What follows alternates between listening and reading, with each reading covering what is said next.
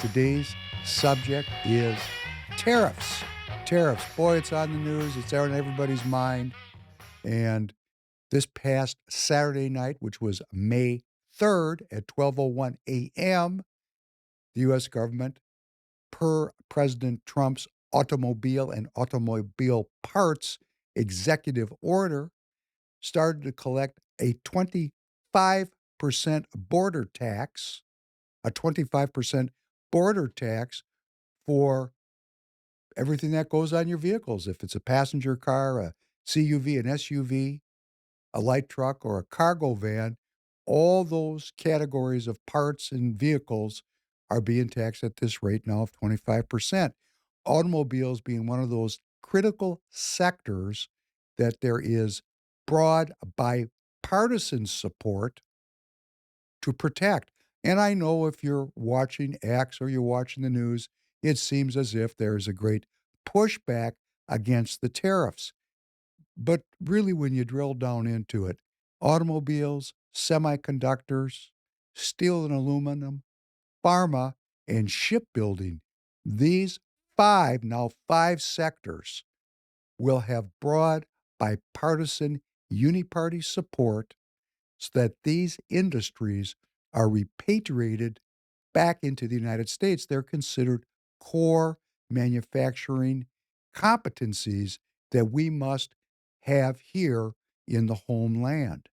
Now, there's a lot of other products, obviously, and there's an ongoing fight about the level of these tariffs and how they're going to be implemented.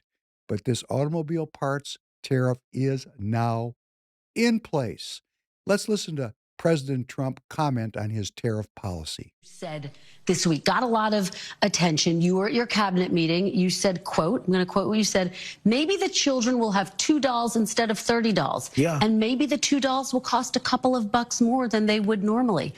Are you saying that your tariffs will cause some prices to go up? No, I think the tariffs are going to be great for us because it's going to make us rich. But you said some dolls are going to cost more. Isn't that an acknowledgement that some prices will go up? I don't think a beautiful baby girl that's 11 years old needs to have 30 dolls. I think they can have 3 dolls or 4 dolls because what we were doing with China was just unbelievable. We had a trade deficit of hundreds of billions of dollars with China. When you say they could have $3 instead of $30, are you saying Americans could see empty store shelves? No, I'm not saying that. I'm just saying they don't need to have $30. They can have 3. They don't need to have 250 pencils. They can have 5. This is President Trump speaking truth to consumerism. I'm going to come to you as a person that grew up in a America that was pre-consumerism. Back in the 50s and 60s, let me just remind you, if you're my age or if you're younger, it may come as a blast from the past. On Sundays, here in St. Paul, Minneapolis, the twin cities of Minnesota, on Sundays, not only could you not buy liquor, but you couldn't buy gas. Uh, we didn't have a consumer culture. That started in 1972 when President Nixon removed the US dollar from the gold standard and ended the convertibility to gold. From that moment on, it's been Katie bar the door, and we have gone into what is called conspicuous consumption. Back in the day, that's not the way it was. The people who had money didn't show it. There weren't McMansions all over the suburbs. In fact, we didn't have suburbs. People were still living in the core cities. People lived much more humbly, much more naturally.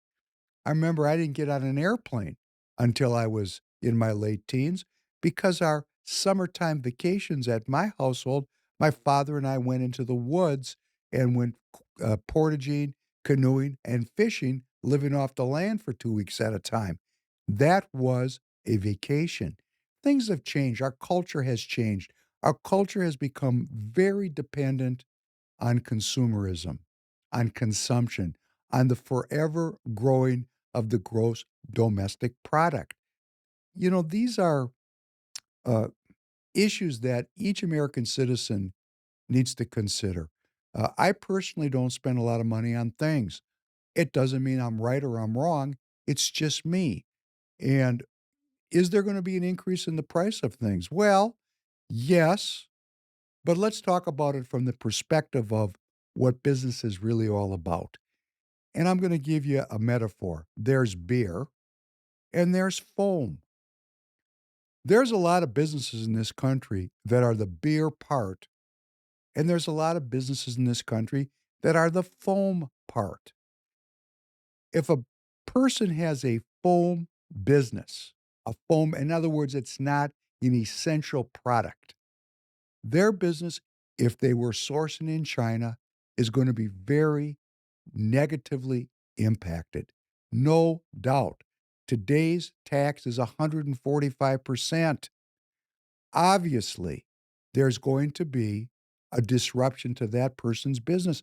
And there is $500 billion of imports from China. 45% of the cargo traffic through LA is the importation of goods made in China. This has gone down to next to nothing. So there is going to be a disruption.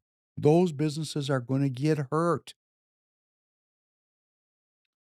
They're in the wrong place at the wrong time. But that's always been the case. I remember back in the 90s when the outsourcing to China started in earnest. There were thousands of businesses right in my home state of Minnesota, thousands of businesses that were closed. The employees laid off because the owners or their competitors had sourced in China, making the U.S. domiciled production non viable. All those businesses were in the wrong place at the wrong time. Someone at that time chose a winner and a loser. Today, there's a certain element of that yet again. Business is always about trying to get your business into the right place at the right time, particularly if you're in the foam part of the economy. But if you're in the beer part of the economy, the beer part, the core products that every single family has to buy to maintain viability. For example, here at Free People Radio, we're in the tire business. Our sponsor, TireGet, TireGet.com. It's an online e commerce tire retailer. The price is right. We put the tires on 5 minutes from your house. Everything's good about it.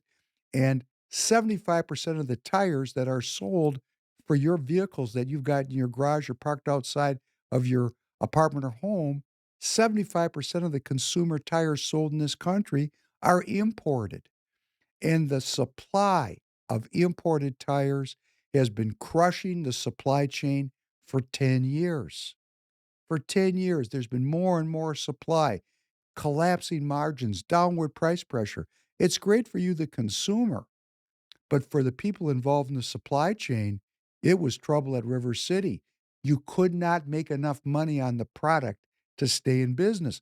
So we've been having more and more bankruptcies in the tire business and in every business. In fact, in the tire business, the largest wholesaler in the country went bankrupt just this last year. So the tariffs for the beer part of the economy, the essential part of the economy, it's business saving because it creates a wedge, it raises the price, and a higher price with the same margin means more profit dollars. And that's how a business stays a business is with profit dollars. So there are winners and losers across the whole spectrum of the economy.